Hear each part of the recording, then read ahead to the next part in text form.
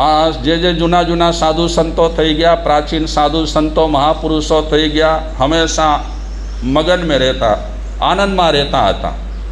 કેમ આનંદમાં રહેતા હતા? કે એમનામાં એક તો નિસ્પૃહિતા હતી, રાગ ન હતો, આત્મામાં સ્થિર હતા, અભિમાનનો નાશ કર્યો હતો અને સંતોષને પૂરું પોષણ આપ્યું હતું. એ લોકો હંમેશા હંમેશા સદા માટે કેવા રહે? પ્રસન્ન રહે. મને એક પ્રસંગ યાદ આવે છે, વર્ષો પહેલાંનો એ પ્રસંગ હશે. એક વિખ્યાત સૂફી સંત થઈ ગયા, મિયાં મીર. મોટા સંત હતા, આધ્યાત્મિક પુરુષ હતા.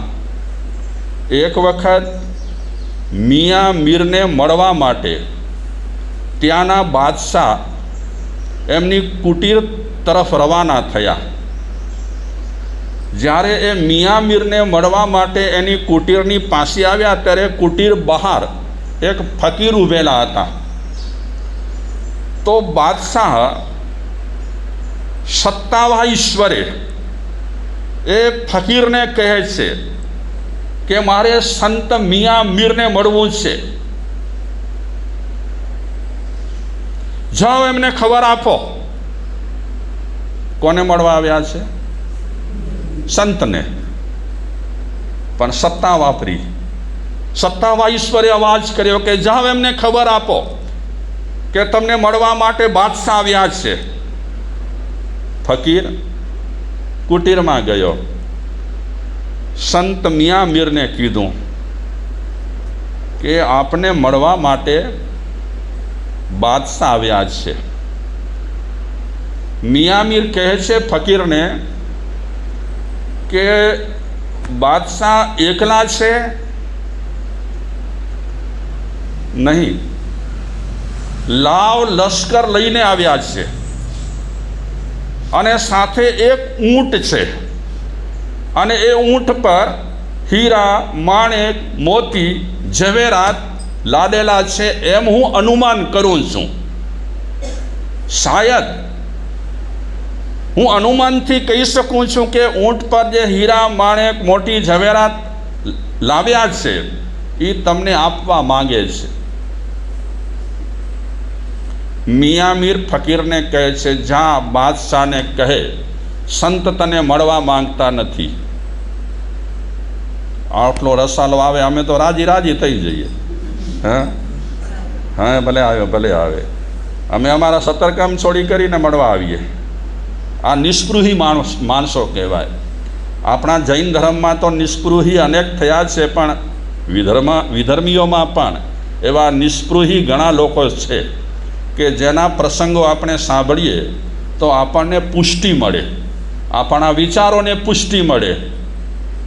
મિયાં મીરે ફકીરને શું કીધું કે જ્યાં બાદશાહને કહે સંત નહીં મળે. ફકીર આવી કરી અને બાદશાહને કીધું કે મિયાં મીરે કીધું છે કે તમને નહીં મળે, મળવા માંગતા નથી તમને. બાદશાહ નગરમાં ન ગયો, જંગલમાં ગયો. બાદશાહના વસ્ત્ર બધા ઉતાર્યા, લાવ, લશ્કર, હીરા, માણેક, મોતી, ઝવેરાત જે કાંઈ હતું બધાનો ત્યાગ કર્યો. ફકીરનો વેશ. અને આ જંગલમાં મિયાં મીરની કુટીરથી થોડે દૂર એમણે કુટીર બાંધી અને ત્યાં રહેવા લાગ્યા. મતલબ કે ત્યાગી થઈ ગયા. પણ સાંભળો આ વાત, ત્યાગી થવામાં પણ ફરક છે. એક મનથી થયા હોય અને એક મનથી થયા ન હોય. હજી અંદર બધું બેઠેલું પડ્યું હોય. હું બાદશાહ છું, મારી પાસે હીરા, માણેક, મોતી, ઝવેરાત વગેરે હતા, એનો મેં ત્યાગ કર્યો છે. આવું બધું મનમાં પડ્યું હોય, બારેથી ત્યાગ્યું હોય. ત્યાગ અને વૈરાગ્ય કેટલા કઠિન હશે શાંતિલાલભાઈ. આમ ધર્મની વાતો સાંભળવી આપને મેં મીઠી લાગે, પણ અમલમાં મુક્તિ વખતે તો બહુ જ આમ કઠિન લાગે ને, બહુ કઠિન લાગે. અને આપણે તો નમી પડીએ કે આ રસ્તે કેટલાય લોકો ગયા જ છે ને, કેટલાય લોકો ગયા જ છે. એટલે એક એક વ્યક્તિને આપણે યાદ કરીએ તો આપણું માથું ઝૂકી જાય. હા, સદગુણાબાઈ માસતીજી, આ સાધુવનના, મોટી સાધુવનનામાં કેટલાયના નામ આવે છે. આપણા જૈન આગમોમાં જે સંત પુરુષો થઈ ગયા, મનથી છોડ્યું, મહાપુરુષ થઈ ગયા, પણ એ સાધના વિકટ છે હો. એના ખાઈ લેવું એ મજાની સાધના છે, ખાઈ લેવું એ મજાની સાધના. બાકી આ તજવું ને બહુ અકારું કામ છે, મુશ્કેલ ભર્યું કામ છે. જો તમારા એકાસણા છે તો ચહેરા પર થોડી તો અસર વર્તાય છે. તમે ભલે ના પાડો, તમે ભલે ને કહો, થોડી તો ચહેરા પર અસર વર્તાયો. અને જુઓ, હા, એ બે ચાર જોકા ખાઈ લીધા હમણાં આપણી વાતોની વચ્ચે. હા, ખબર પડે.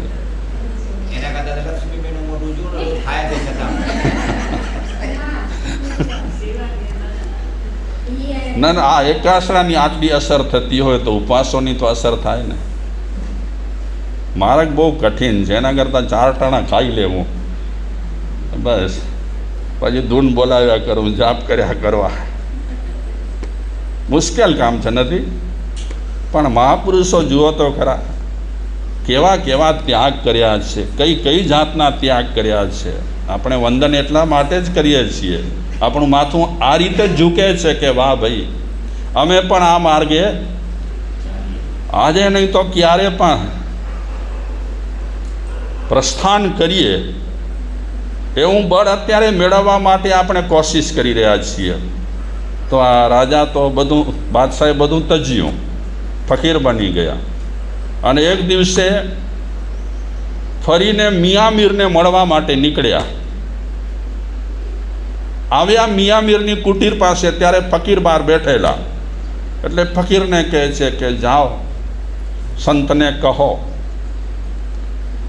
કે તમારા દીદાર માટે બાદશાહે નગર છોડ્યો, પદવી છોડી, હીરા માણેક મોતી ઝવેરાત છોડ્યા, એ ફકીર બની ગયો છે અને તમને મળવા માગે છે. ફકીરે જઈને સમાચાર આપ્યા મિયાં મીરને. તો મિયાં મીરે કીધું કે જા, એ ત્યાગીને કહી દે કે મિયાં મીર તમને નહીં મળે. તો ફકીર બારે આવીને કીધું કે નહીં મળે સંત તમને. સંત માટે મેં રાજપાટ બધું છોડ્યું, સુખો છોડ્યા, નગર છોડ્યો, જંગલમાં રહું છું, છતાં એ સંતે કીધું કે હજી નહીં મળે. ફકીરને બીજો સંદેશો આપેલો આ મિયાં મીરે કે જા, એ ત્યાગી બાદશાહને કહે, એ ફકીર બનેલા બાદશાહને કહે કે અહીંથી થોડે દૂર એક નદી છે અને એ નદી પર એક વૈરાગી માણસ કુટીર બાંધીને બેઠેલો છે, એની સેવામાં રહી જાય.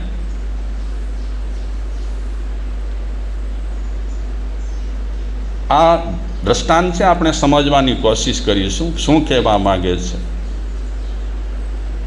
ક્યાં રહેવાનું કીધું?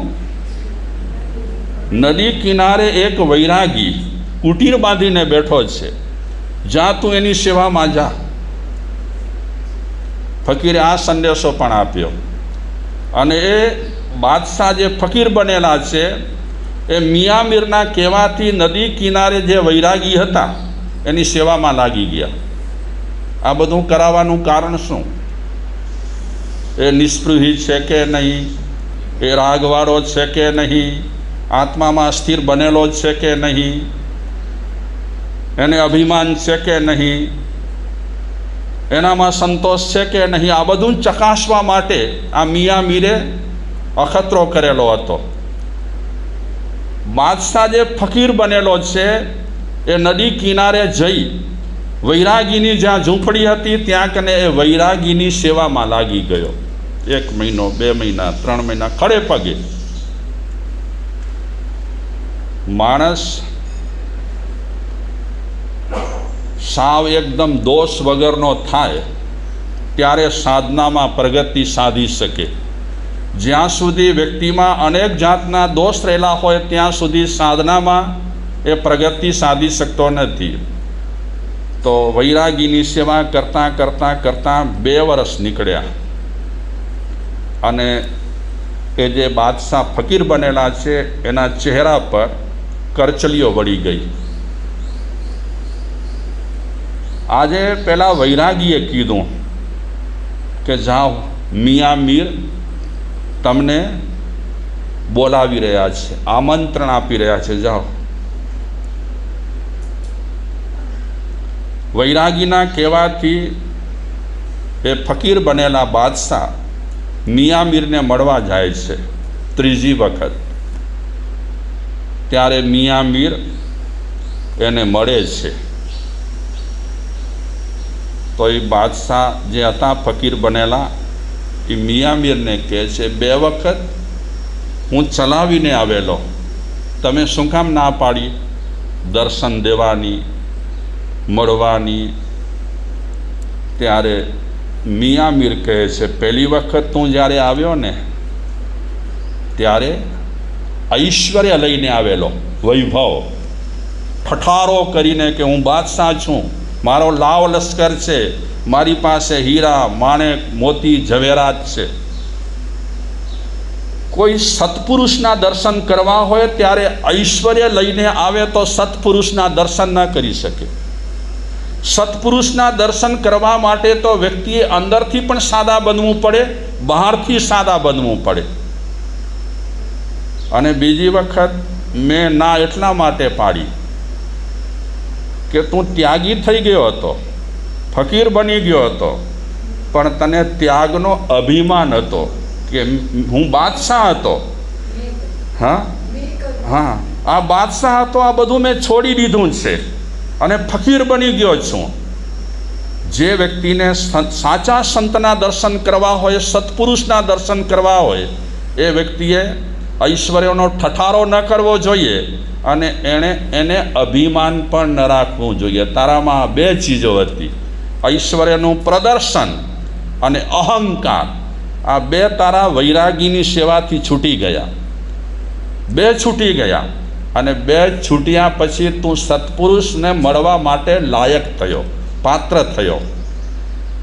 આ મિયા મીર એની ચકાસણી કરી હતી, નિષ્કામી, રાગ વગરનો છે, સંતોષી છે, અભિમાની છે કે નહીં, વગેરે ચકાસણી કરી હતી. તો હું કહેવા એ માગું છું કે આવા લોકો છે એ જગતને પ્રસન્ન કરવા માટે મહેનત નથી કરતા, એ પોતાના મનને પ્રસન્ન કરી લીધેલો હોય. શેનાથી?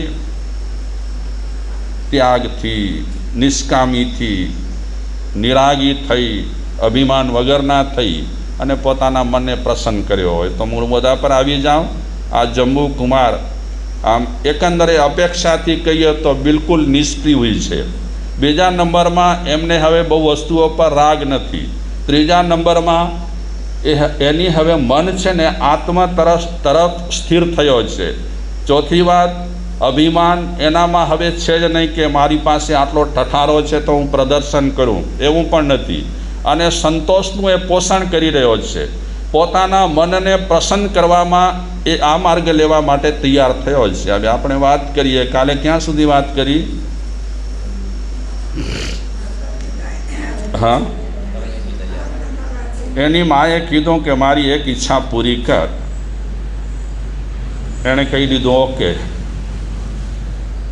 કે લગ્ન ઉત્સવ તમે માણી લો, 8 પુત્રવધુઓના પગલાં તમારે કરાવવા છે, ઘરમાં કરાવી લો. આ ચર્ચા જ્યારે ચાલે છે મા દીકરા વચ્ચે, ત્યારે ઋષભદત્ત ત્યાં બેઠેલા હતા. એ ઋષભદત્ત બંનેને કહે છે કે તમે લગ્ન ઉત્સવની વાત કરો છો, પણ જે કન્યાઓ સાથે લગ્ન થવાના છે એના મા બાપને જ્યાં સુધી આપણે આ વાતથી વાકેફ ન કરીએ, ખબર ના આપીએ, ત્યાં સુધી આપણે લગ્નનું હમણાં કાંઈ પણ ચોક્કસ કરી શકતા નથી. એ ઉઠી કરીને કહી દેશે કે જંબુકુમાર જો દીક્ષા લેવા માંગતા હોય તો અમારી 8 કન્યાઓ એની સાથે પરણવા માંગતી નથી, શું કામ જીવન બગાડે? એટલે ઋષભદત્ત કહે છે ધારિણીને કે ઉતાવળમાં કરતા આ બધું આપણને પદ્ધતિસર કરવું પડશે. પછી ચર્ચા કરે છે ત્રણેય જણામાં ખાસ તો પતિ પત્ની ચર્ચા કરે છે કે માની લો, મારી તો એ મનમાં ધારણા છે કે જંબુકુમારના લગ્ન થશે એટલે 8 કન્યાઓ એકબીજાથી ચડિયાતી છે, રૂપવતી છે, ગુણવતી છે, સુશીલ છે, સુંદર છે. એટલે મારી એવી ધારણા છે કે 8 કન્યાઓમાં આ જંબુકુમાર મોહિત થઈ જશે અને 8 કન્યાઓ એના વિચારોમાં શું કરાવશે? ફેરફાર કરાવશે. આજે ભલે કહે છે મારે દીક્ષા લેવી છે, એ એકલો હશે અને સામે 8 કન્યાઓ હશે. બાઈ માણસ 8 હોય ને માણસ 1 હોય તો માણસનું ગજ ન વાગે. અને આમે પણ મહિલાઓ બહુ શું કહેવાય, હા, જ્યાં સુધી મન પર ન લે ત્યાં સુધી. મન પર લે ને તો કંઈકના રાજ ઉથલાવી નાખ્યા છે, કંઈકના ઘર પણ આબાદ બનાવી નાખ્યા છે અને બરબાદ પણ. બહેનો જ્યાં સુધી મન પર ન લે ત્યાં સુધી. સાચી વાત છે ને? બોલો તો હા કે ના? હા. જંબુકુમાર સાંભળે છે બંનેની વાતો મા બાપની. એટલે ધારિણી એ વિચાર પર છે કે પરિવર્તન કરાવશે અને જંબુકુમારને દીક્ષા લેવા નહીં દે 8 કન્યાઓ. ઋષભદત્ત ધારિણીને કહે છે કે જે વ્યક્તિને વૈરાગ્ય થયો છે એને 8 કન્યાઓ હોય કે 18 કન્યાઓ હોય કે 80 કન્યાઓ હોય, જે વ્યક્તિના વિચાર સ્થિર થઈ ગયા છે અને જેને ખરેખર રંગ લાગ્યો છે વૈરાગ્યનો, એ વ્યક્તિના વિચારોને કોઈ પણ બદલાવી ન શકે. ધારિણી કહે છે ઋષભદત્તને કે માની લો કે વિચાર નહીં બદલાવી શકે અને જંબુકુમાર દીક્ષા લેશે તો આપણને શું કરવું એ પણ આપણે નક્કી કરી નાખીએ હમણાં. ધારિણી કહે છે મારા વિચાર એવા છે કે જુવાન જોત છોકરો આપણો એ દીક્ષા લઈ લે તો પછી સંસારમાં આપણને પણ રહેવાની કોઈ જરૂર નથી. આપણે પણ એના રસ્તે એના માર્ગે દીક્ષા લઈ લઈએ. માની લો 8 કન્યાઓ પણ દીક્ષા લેવા માટે તૈયાર થાય તો આપણને કોઈ પ્રશ્ન જ નથી, કોઈ જવાબદારી જ ન રહે. પણ 8 કન્યાઓ દીક્ષા માટે તૈયાર ન થાય તો 8 કન્યાઓના લગ્ન થઈ ગયા પછી એ 8 કન્યાઓને રાખવી ક્યાં? આપણે અગર દીક્ષા લઈ લઈએ તો ઋષભદત્ત કહે છે અગર એ 8 કન્યાઓ દીક્ષા ન લે તો આપણી જવાબદારી વધી જાય એ 8 કન્યાઓને સાચવવાની, તો આપણાથી દીક્ષા લેવાય નહીં. આ બધી મસલત કરે છે.